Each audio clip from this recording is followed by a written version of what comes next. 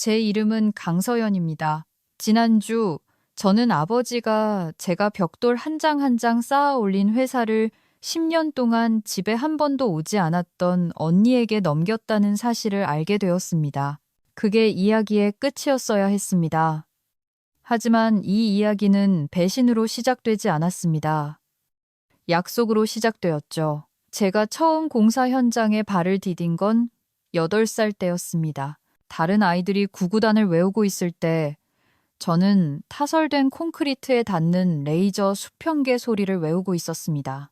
제 아버지 강민철 대표님은 베이비시터를 믿지 않으셨습니다. 그는 저를 어디든 데리고 다니셨죠. 건축주 미팅, 설계 도면 검토, 기사 식당 자판기 커피를 마시며 나누던 예산 분석까지요. 그는 항상 이렇게 말씀하셨습니다. 강한 건설은 콘크리트로 움직이는 게 아니야. 뚝심으로 움직이는 거고 넌 그 뚝심이 차고 넘친다. 플랜 B 같은 건 없었습니다. 언젠가 강한 건설을 물려받을 거라 알았기에 그 자격을 갖추는 것을 제 인생의 사명으로 삼았습니다. 저는 명문대 토목공학과를 수석으로 졸업했고 삼성물산, 현대건설 같은 대기업들의 고액 연봉 제의도 3곳이나 거절했습니다. 저는 서울로 돌아와 그 다음 주 월요일 바로 강한건설로 출근했습니다. 샴페인도 휴식도 없었습니다. 제 책상엔 인허가 검토 서류 더미와 깜빡이는 프로젝트 관리 프로그램 뿐이었죠. 10년 동안 저는 회사를 위해 살았습니다. 운영 시스템을 재설계하고 모든 데이터를 종이에서 디지털로 전환했으며 하도급 업체 순환 시스템을 간소화했고 창사 이래 최대 규모의 관급 공사 계약을 제가 직접 따냈습니다. 우리는 3년 만에 40% 성장했습니다. 하지만 제 이름은 임원실 문패에 없었습니다. 사람들은 저를 끈질기고 유능하고 충성스럽다고 했지만 결코 대체 불가능하다고는 하지 않았습니다. 그것이 제 실수였습니다. 그 화요일 밤 왜 마음이 불안했는지 모르겠습니다. 아마 어머니가 문자를 보냈을 때 목소리가 떨렸기 때문일지도 모릅니다. 7시 저녁 식사, 중요함. 현관문을 열었을 때 집안에서 갈비찜 냄새가 진동했습니다. 그것만으로도 눈치챘어야 했습니다. 어머니는 손님이 오거나 죄책감을 느낄 때만 특제 갈비찜을 만드셨으니까요. 하은 언니는 이미 와 있었습니다. 하늘거리는 흰 원피스를 입고 맨발로 와인을 마시는 모습은 마치 한 번도 떠난 적 없는 사람 같았습니다. 머리는 느슨하게 묶어 올렸고 자세는 마치 이곳이 자기 자리인 양 10년이라는 세월이 흐르지 않은 것처럼 편안해 보였습니다. 서연아, 언니가 명랑하게 부르며 팔을 벌리고 다가왔습니다. 저는 언니가 안도록 내버려 두었습니다. 향수 냄새가 달랐습니다. 10년 전 프라하로 떠날 때 쓰던 무거운 오일 향이 아니라 가볍고 꽃향기가 났습니다. 너 완전 서울 커리어 우먼 다 됐네. 언니가 제 딱 떨어지는 정장 재킷을 보며 놀리듯 말했습니다. 저는 굳은 미소를 지었습니다. 언니는 여전히 하은 언니네. 우리는 자리에 앉았습니다. 식탁은 언제나 그 모습 그대로였습니다. 다리 하나가 약간 짧아 덕테이프로 덧댄 묵직한 자개 식탁이었죠. 아버지는 바꾸기를 거부하셨습니다. 아직 멀쩡해. 늘 그렇게 말씀하셨죠. 하지만 오늘 밤은 뭔가 이상했습니다. 저녁 식사는 의뢰 그렇듯 언니의 여행 이야기로 시작되었습니다. 리스본, 발리, 이탈리아의 어느 해변 마을 이야기들. 언니는 토스카나에서 웨딩 사진을 찍은 일과 올리브 나무 사이에 린넨을 걸어놓고 그림을 그렸던 예술가들의 휴양지 이야기를 늘어놓았습니다. 어머니는 그 말 한마디 한마디에 귀를 기울였습니다. 정말 마법 같았겠구나.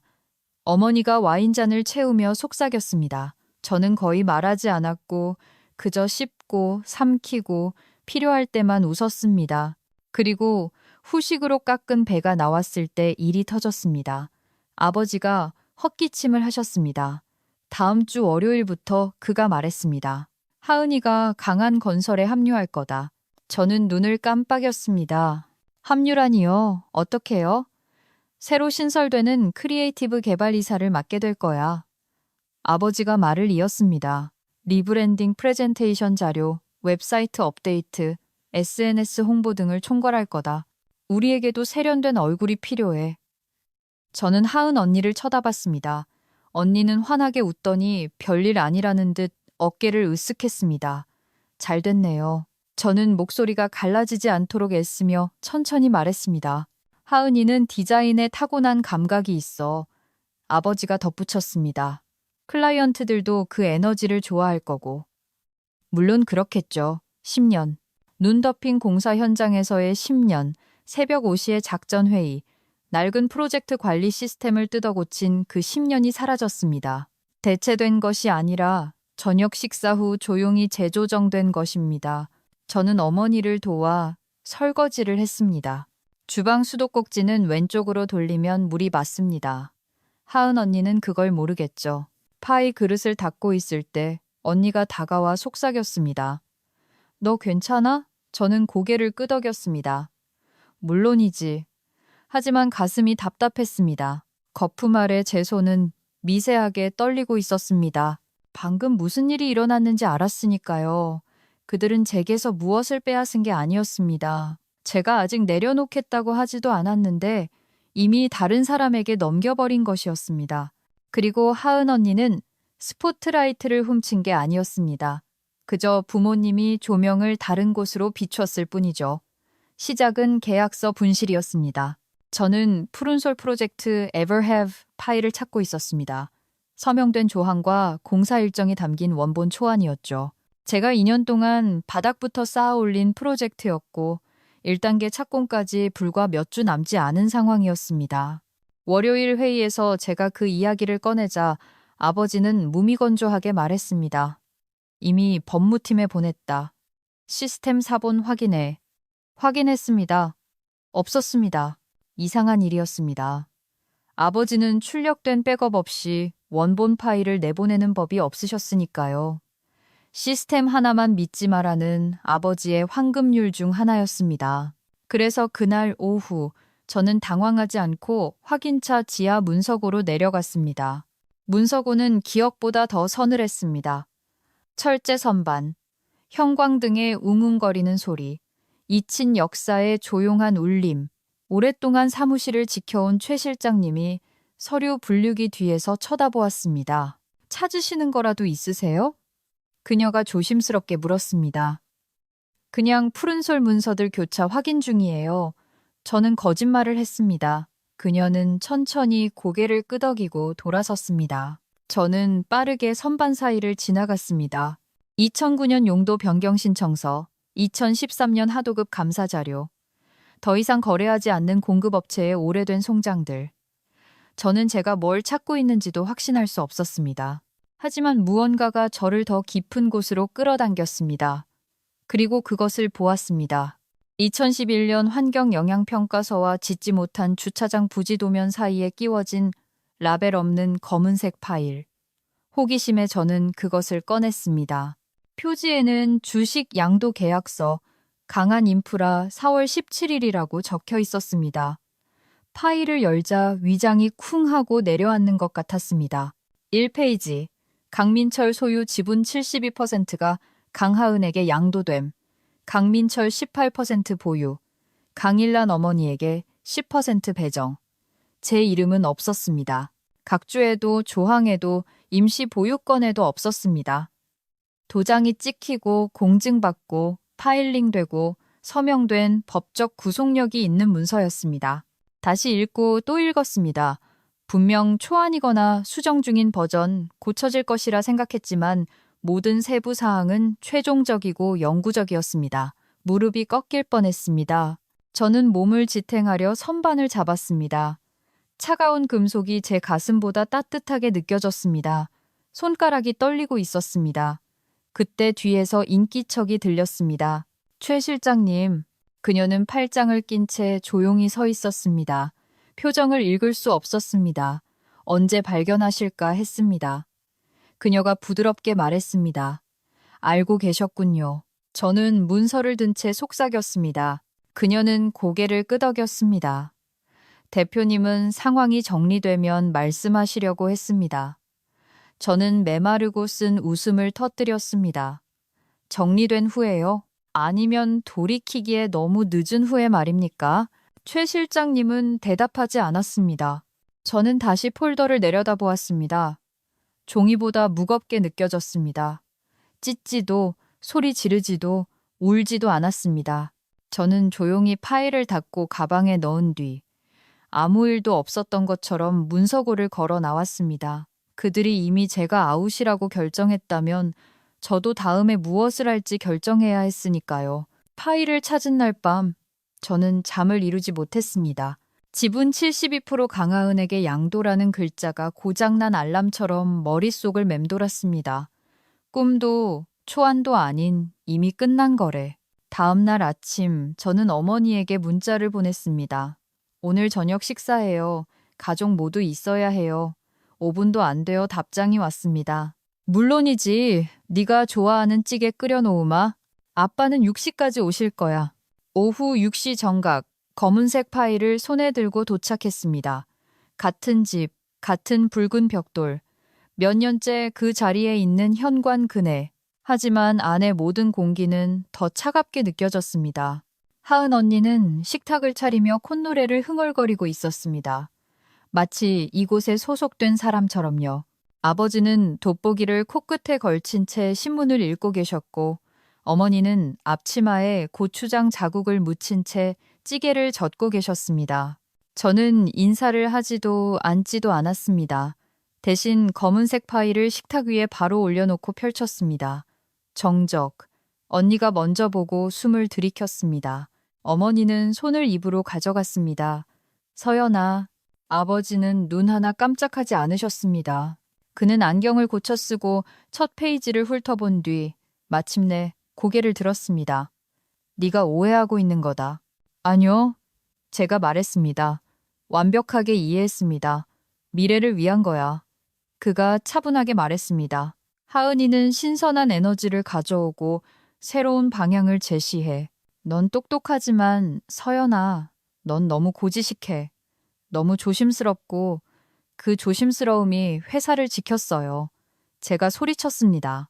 지난 겨울 현금 흐름이 막혔을 때 하도급 업체에 돈을 준 것도 그 조심스러움이었고 3분기를 살린 북부 지역 입찰을 성사시킨 것도 그 조심스러움이었다고요. 그는 대답하지 않았습니다. 다음은 언니가 시도했습니다. 나는 어떻게 말해야 할지 몰랐어.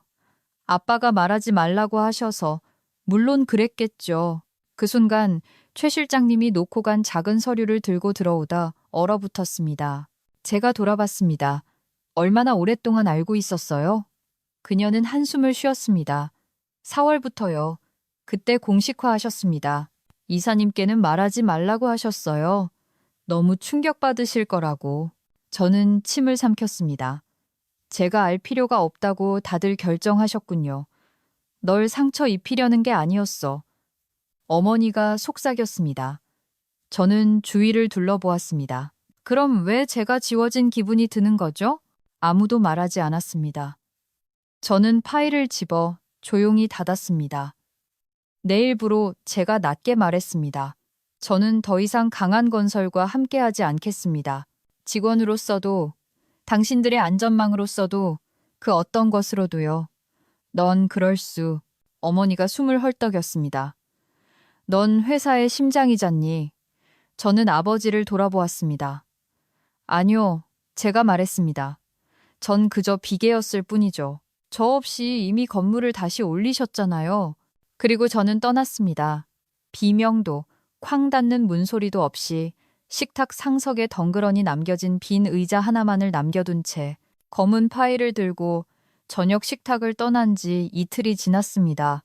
강한건설 사람 누구에게서도 연락이 없었습니다. 문자도 전화도 사과도요. 그래서 수요일 오전 9시 18분 제 전화기가 울리고 최 실장님의 이름이 화면에 떴을 때 저는 망설였습니다. 전 더 이상 회사 사람이 아닙니다. 제가 딱 잘라 말했습니다. 알아요. 그녀가 대답했습니다. 하지만 이건 보셔야 할 것 같아요. 조용히 들어오세요. 2층 비회의실입니다. 저는 거의 전화를 끊을 뻔했습니다. 거의요. 대신 저는 회사를 그만두던 날 밤 입었던 그 검은 코트를 걸치고 있었습니다. 강한 건설은 낯설고 너무 조용하게 느껴졌습니다. 여전히 작동하는 예전 출입카드로 옆문을 통해 위층으로 미끄러져 들어갔습니다. 최 실장님이 계단에서 저를 맞이했고 말없이 손짓하여 미러 유리가 설치된 방으로 안내했습니다. 안에는 하은 언니가 리모컨을 손에 쥐고 자신만만하게 서 있었고 뒤쪽 스크린에는 슬라이드가 빛나고 있었습니다. 제목은 푸른 솔 에버 헤븐 개발 제안서. 그 밑에는 강하은 크리에이티브 디렉터라고 적혀 있었습니다. 가슴이 조여왔습니다. 언니가 다음 슬라이드를 클릭했습니다.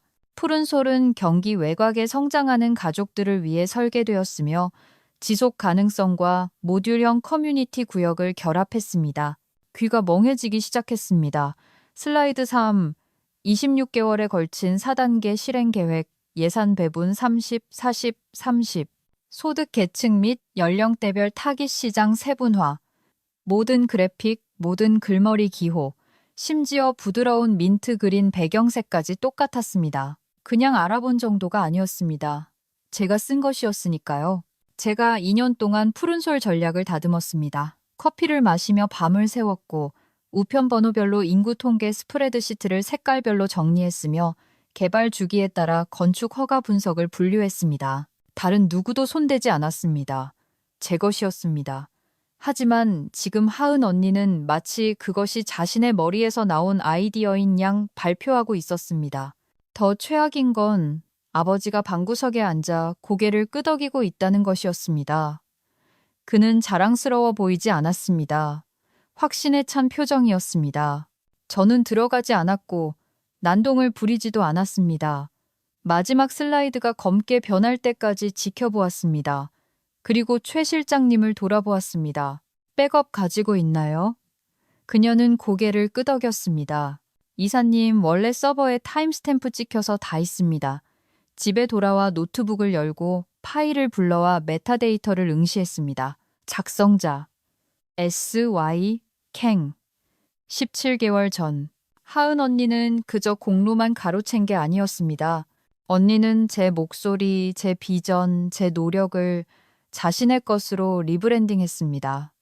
저는 이메일 초안을 작성하기 시작했습니다. 제목, 지적재산권 푸른솔 프로젝트, 수신인, 하은, 아버지, 법무팀, 그리고 저, 기록을 위해 남깁니다. 그들은 제가 걸어나갔다고 생각했겠지만 저는 빈손으로 떠난 게 아니었고 준비 없이 떠난 적도 없었습니다. 제가 미련 때문에 그곳을 약속 장소로 잡은 건 아니었습니다.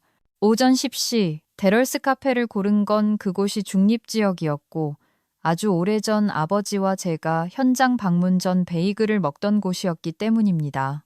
이번엔 베이글은 없을 겁니다. 대가만이 있을 뿐.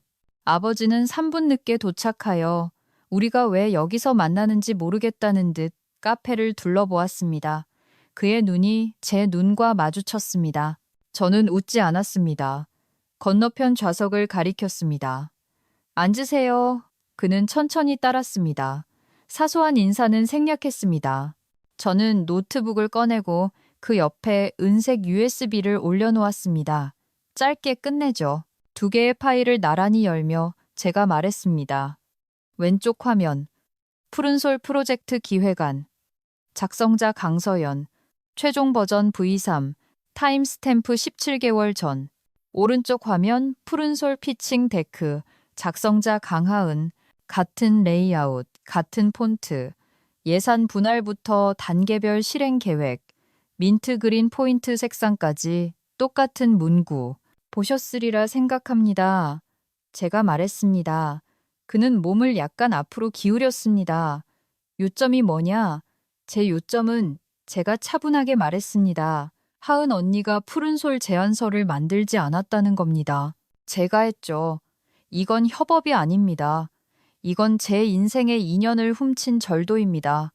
그는 등받이에 몸을 기댔습니다. 하은이는 남겨진 자료를 확장했을 뿐이야. 네가 걸어나갔잖니 서연아.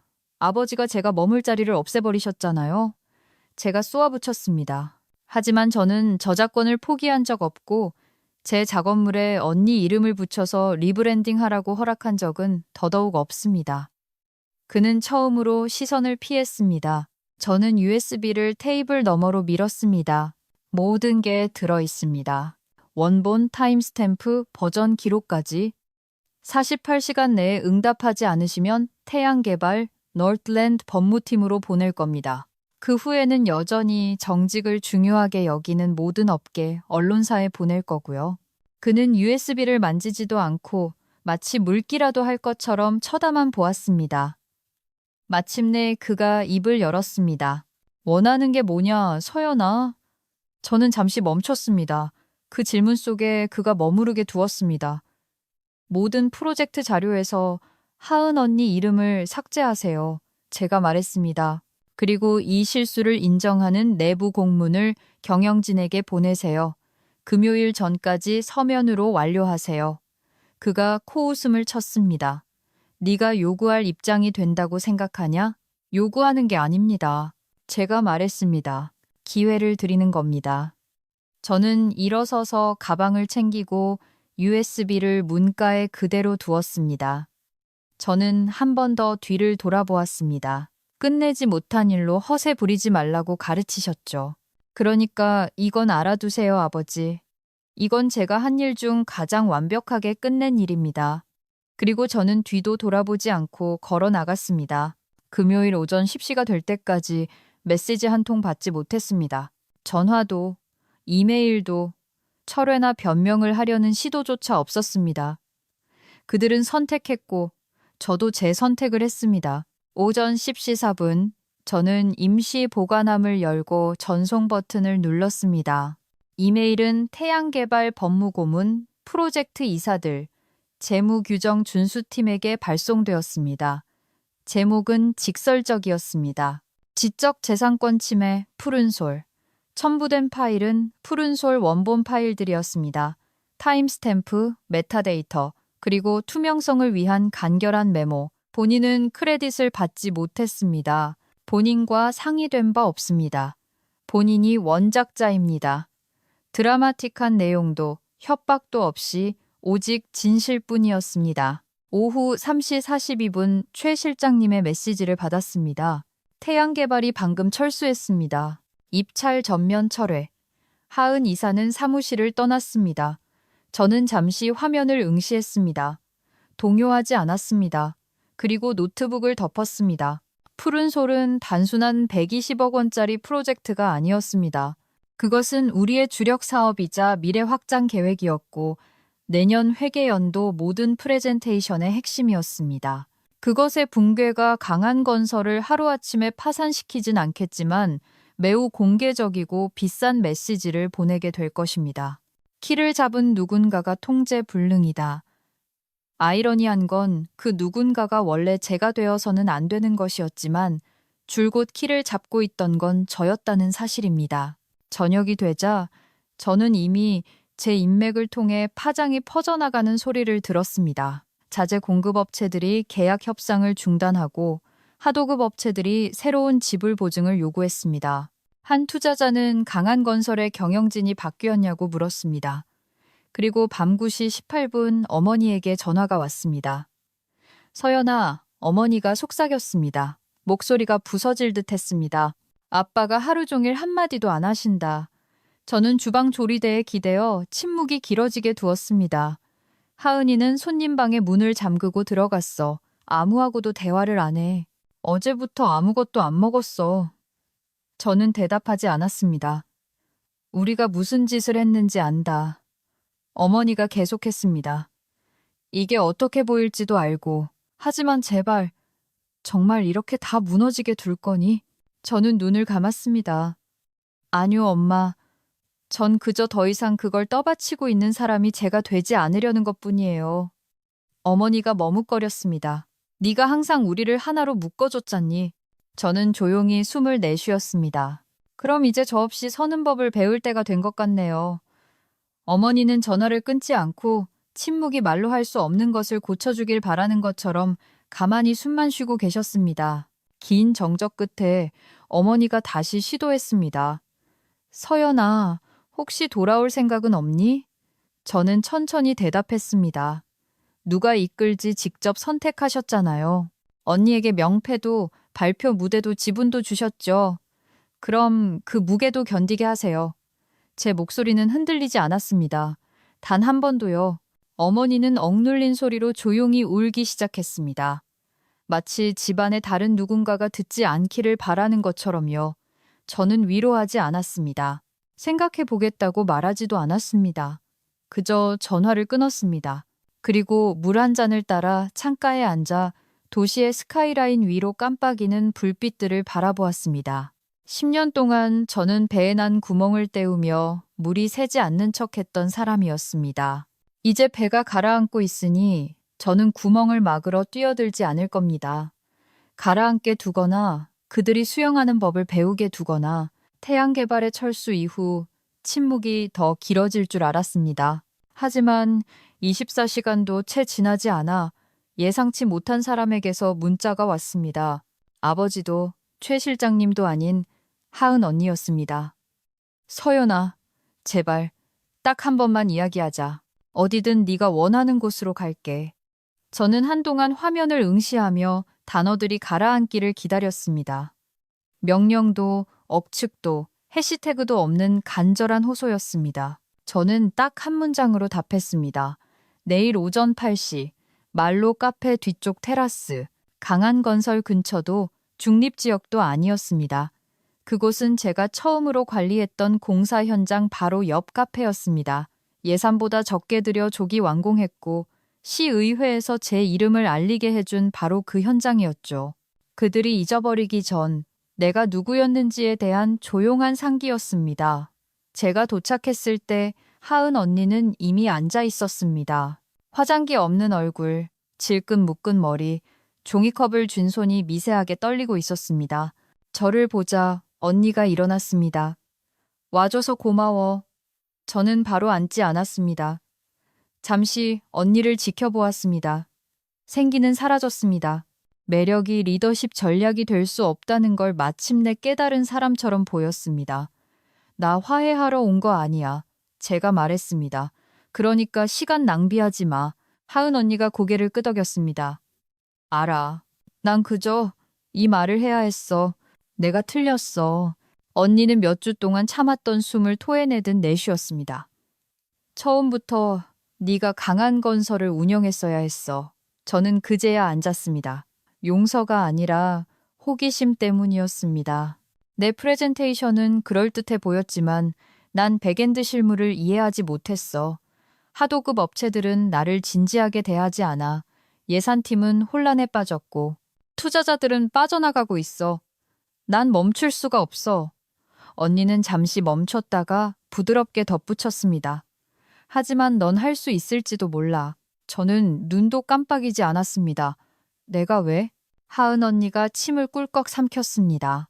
사람들이 여전히 너를 신뢰하니까. 그리고 좋든 싫든 이 회사에는 여전히 내 지문이 묻어 있으니까. 저는 가방에서 종이 한 장을 꺼내 펼쳤습니다. 뒤집어서 테이블 위에 올려놓았습니다. 뒤집어봐. 제가 말했습니다. 언니는 그렇게 했습니다. 눈이 목록을 훑어내려 갔습니다.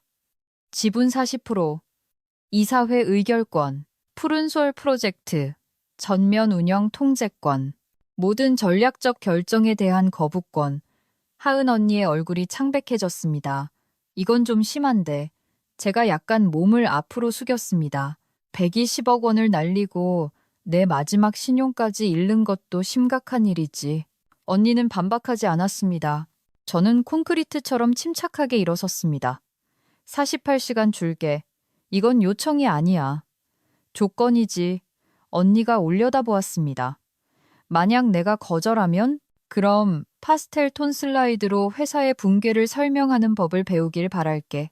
저는 다른 말 없이 떠났습니다. 수년 동안 저는 단지 목소리를 내기 위해 나타났습니다. 이제 그들은 제 말을 듣거나 모든 것을 잃거나 해야 할 것입니다.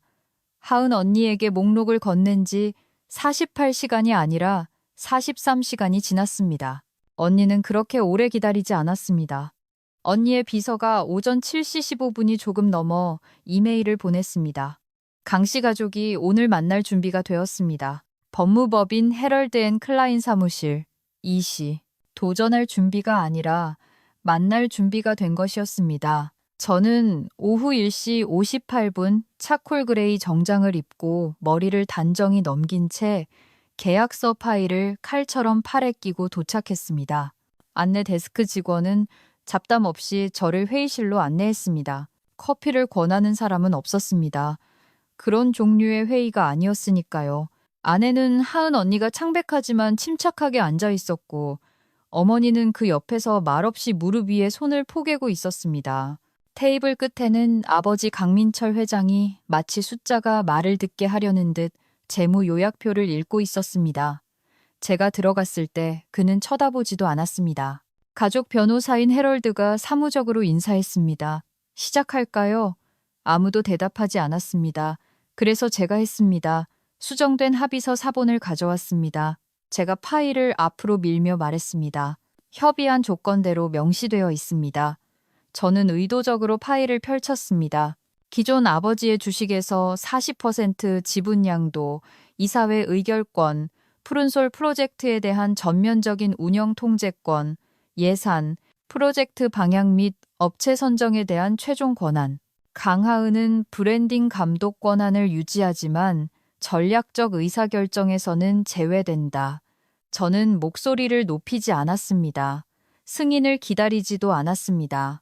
이건 논쟁이 아니었습니다. 선언이었죠. 하은 언니가 천천히 고개를 끄덕였습니다. 문서 검토했어. 그리고 전부 받아들일게. 부드럽게 말이 나왔습니다. 방어적인 태도도 원망도 없이 오직 수용뿐이었습니다. 저는 어머니를 쳐다보았습니다. 어머니는 제 눈을 마주치지 않았습니다. 마치 날씨에 대비하듯 어깨를 웅크리고 계셨습니다. 그녀는 멈출 수 없었습니다. 그리고 저는 아버지에게로 돌아섰습니다. 양도 조건은 읽어보셨으리라 믿습니다. 강 회장이 고개를 들었습니다. 마침내요. 그의 눈은 충혈되어 있었고 얼굴은 분노보다는 피로로 공숙해져 있었습니다. 그는 파일을 쳐다보다가 저를 보았습니다. 딸로서가 아니라 한때 현장에서 커피를 건네주던 어린 소녀로서가 아니라 동등한 사업 파트너로서요. 그는 아무 말도 하지 않고 펜을 집어 서명 페이지로 넘겨 서명했습니다. 그 순간은 드라마도 연설도 사과도 정당화도 없이 지나갔습니다. 그저 종이 위에 잉크, 재분배된 권력뿐이었습니다. 헤럴드 변호사가 작게 고개를 끄덕였습니다. 이 합의는 이제 구속력을 가집니다. 강서연님은 공식적으로 40% 주주이자 대표이사입니다. 강하은님은 크리에이티브 브랜드 리드로 남습니다. 강민철님은 18%와 고문 역할을 유지합니다. 강일란님은 나머지 22%를 보유합니다. 박수는 없었습니다. 저는 일어나서 파일을 챙겨 제 가방에 넣었습니다. 문을 향해 걸어가면서 아버지 옆을 지났습니다. 그는 저를 쳐다보지 않았습니다.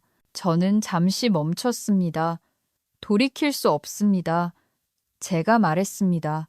그는 여전히 말하지 않고 거의 알아차리기 힘들 정도로 한번 고개를 끄덕였습니다. 밖으로 나왔습니다. 공기는 차갑고 날카로웠습니다. 저는 그 안으로 숨을 내쉬었습니다. 저는 전직 직원이자 버려진 딸로 그 방에 들어갔었습니다. 그리고 공동 소유주이자 의사 결정권자 그리고 더 이상 투명인간 취급받지 않을 회사의 설계자로 걸어 나왔습니다. 그들이 이 자리를 제게 준 게 아닙니다. 제가 쟁취한 것이죠. 그리고 이번엔 증명할 서명이 있습니다. 헤럴드 변호사의 사무실을 나온 지 3개월이 지났습니다. 서명된 계약서와 새로운 직함을 가지고 말이죠. 하지만 모든 것을 바꾼 건 서명이 아니었습니다. 그 후에 온 것들이었죠.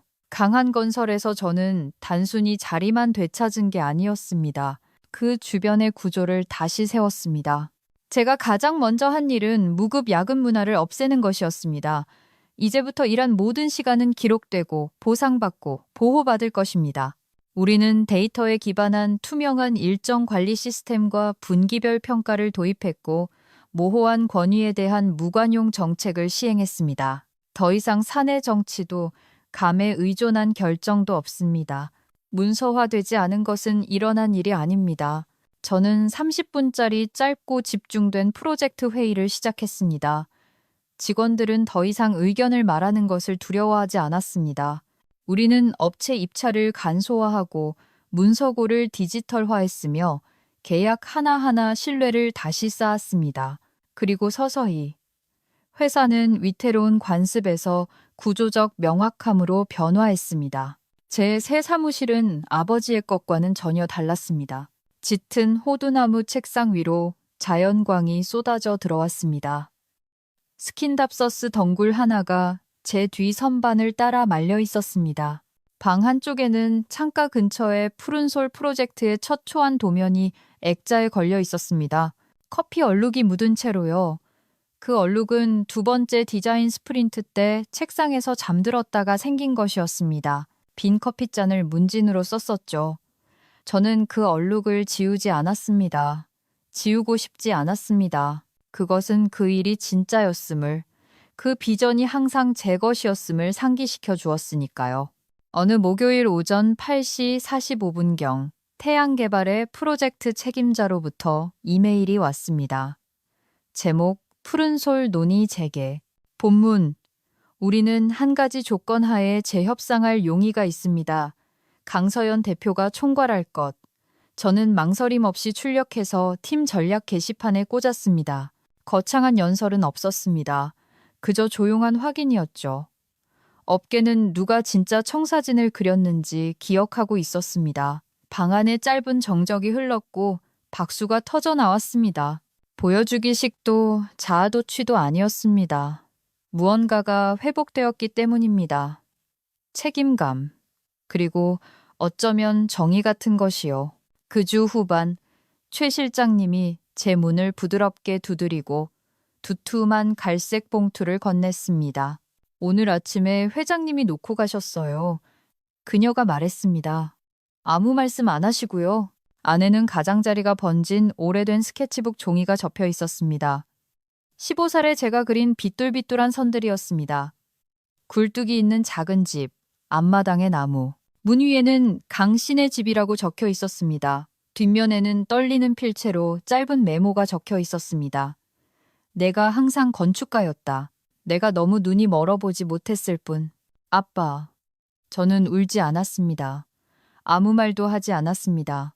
저는 벽으로 가서 푸른솔 도면 액자를 내리고 두 스케치를 나란히 다시 액자에 넣었습니다. 현재와 과거, 겹쳐진 채 지워지지 않았습니다. 그리고 유리에 손을 가만히 댔습니다. 분노도 용서도 아닌 그저 평화 속에서요. 저는 누군가를 무너뜨려서 이긴 게 아니니까요. 저는 온전히 저 자신으로 남음으로써 아무도 믿어주지 않을 때 지어 올림으로써 이겼습니다. 저와 함께 이 여정을 걸으며 무언가를 느끼셨다면 알려주세요. 댓글을 남겨주세요. 여러분이 무엇을 위해 싸워야 했고 지금 무엇을 다시 짓고 있는지 말해주세요. 그리고 이런 이야기를 더 원하신다면 조용한 전투, 힘들게 얻은 승리, 진짜 기초에 대한 이야기들 말이죠. 좋아요, 공유 또는 구독 버튼을 눌러주세요. 저는 여전히 여기 있을 겁니다.